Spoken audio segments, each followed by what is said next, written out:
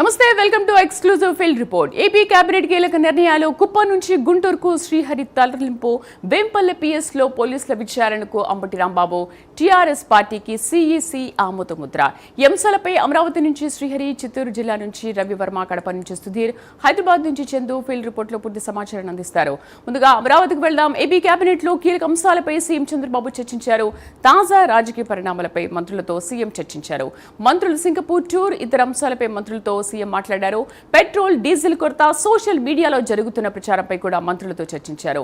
Population management పై CM దృష్టి పెట్టాలన్నారు. మరోవైపు అమరావతిలో మొత్తం 2,540 కోట్లతో అభివృద్ధి చేయాలని కేబినెట్ లో నిర్ణయించారు. ఇందులో భాగంగా రాష్ట్ర సచివాలయం గ్లాస్ క్లాడింగ్ పనులకు గ్రీన్ సిగ్నల్ ఇచ్చారు. అసెంబ్లీ పరిసరాల్లో సివిల్ వర్క్స్ కు 798 కోట్ల ప్రతిపాదనకు ఆమోదం తెలిపింది. ఉండవల్లి జోన్ లో మౌలిక వసతులకు 580 కోట్ల ప్రణాళికకు ఆమోదముద్ర వేశారు. అలాగే కృష్ణా నది ఫ్లడ్ ప్రొటెక్షన్ పనులకు సైతం ఆమోదం తెలిపింది. పూర్తి సమాచారం కరెస్పాండెంట్ శ్రీహరి లైవ్ లో అందిస్తారు. శ్రీహరి, అసలు కేబినెట్ సమావేశం తర్వాత ఎటువంటి నిర్ణయాలు తీసుకున్నారు కీలకంగా?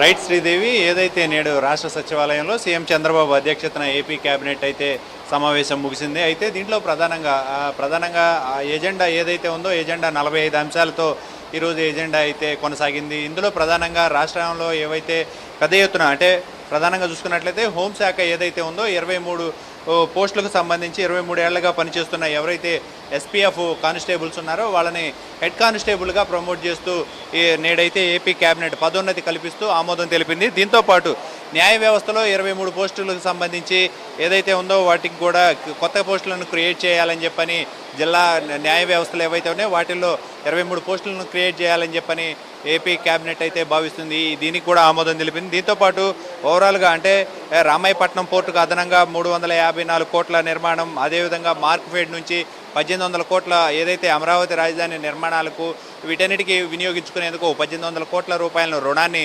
పొందేందుకు కూడా ఆమోదం తెలిపింది. దీంతోపాటు ఓవరాల్గా చూసుకుంటే ఏవైతే ఢిల్లీలో నూతనంగా ఏపీ భవన్ ఏదైతే ఉందో ఏపీ భవన్ నిర్మాణానికి కూడా ఈ కేబినెట్ అయితే ఆమోదం తెలిపింది. ఇలా ఓవరాల్గా చూసుకుంటే 45 అంశాలకు ఏపీ కేబినెట్ ఈరోజు అయితే ఆమోదం తెలిపింది.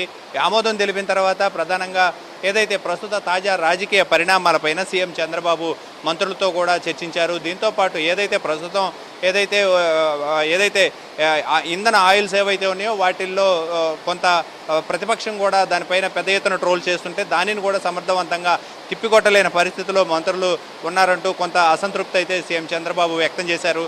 దీంతోపాటు ఓవరాల్గా ప్రస్తుతం ఏవైతే రాజకీయ పరిణామాలు వీటన్నిటి పట్ల దాంతోపాటు ఏదైతే ఏఐ టెక్నాలజీ ఉందో ఏఐ టెక్నాలజీని కూడా మరింతగా ఎమ్మెల్యేలు, మంత్రులు వీరంతా కూడా దాన్ని అవగాహన పెంచుకొని దాని పట్ల ఎలా మాట్లాడాలి, ఏమేమి మాట్లాడాలి అనేది కూడా కొంత అవగాహన తెలుసుకొని మాట్లాడాలి అని చెప్పని ఆయనైతే చెప్తున్న పరిస్థితి. దాంతోపాటు ఏదైతే ప్రస్తుతం రాష్ట్ర ప్రభుత్వం పిల్లల్ని ఎక్కువ మందిని కనండి అని చెప్పని ఇప్పటికే సీఎం చంద్రబాబు పలు వేదికల మీద చెప్తున్న పరిస్థితి. అయితే దానికి సంబంధించి కూడా అంటే పిల్లలు 3కు మించి ఎక్కువ మంది ఉంటే పథకాలు రావేమోనని కొంతమంది భయపడుతున్నారు. అలాంటి భయాలు ఏమీ వద్దు. 2కు మించి ఎంతమంది పిల్లలు ఉన్నా కూడా ప్రతి ఒక్కరికి కూడా ఆ పథకాలన్నీ అందేలాగా రాష్ట్ర ప్రభుత్వం చర్యలు చేపడుతుందని చెప్పని సీఎం చంద్రబాబు చెప్తున్నారు. అయితే మంత్రులు కూడా ఇవన్నీ కూడా క్షేత్రస్థాయిలో తీసుకువెళ్ళాలి, వీటన్నిటిపైన కూడా మంత్రులు మాట్లాడాలి అని చెప్పని అయితే ఆయన చెప్తున్న పరిస్థితి కనబడుతుంది.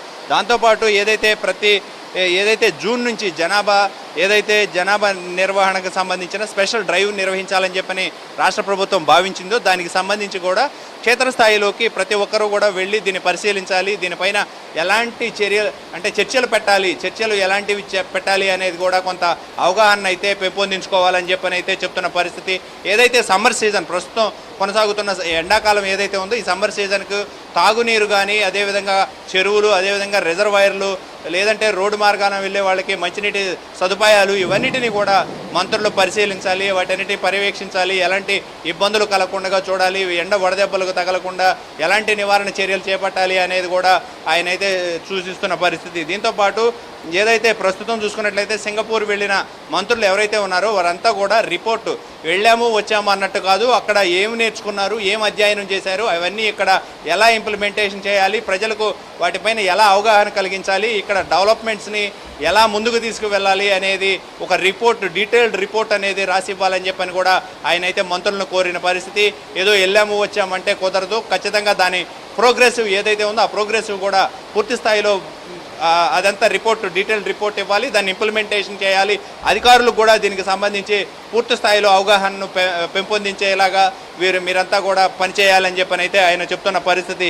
ఏదైతే గతంలో ఎలాగే మంత్రులను చాలామందిని కూడా అధ్యయనం చేయడానికి పంపించాను అనే దానిపైన కూడా సీఎం చంద్రబాబు అయితే చెప్తున్న పరిస్థితి. ఏదేమైనప్పటికీ వైసీపీ చేస్తున్న దుష్ప్రచారాలు ఏవైతే ఉన్నాయో వాటన్నిటినీ కూడా ఎప్పటికప్పుడు అప్రమత్తంగా ఉండి క్షేత్రస్థాయిలో అవగాహన పెంచుకొని క్షేత్రస్థాయిలో కూడా వాటి పట్ల అయితే మాట్లాడాల్సి ఉంటుంది. అవగాహన లేకుండా ఏది పడితే అది మాట్లాడి అవాసపాలు అయితే కావద్దని చెప్పని అయితే ఆయన చెప్తున్న పరిస్థితి అయితే కనబడుతుంది. Sridevi. Right Srihari, thank you.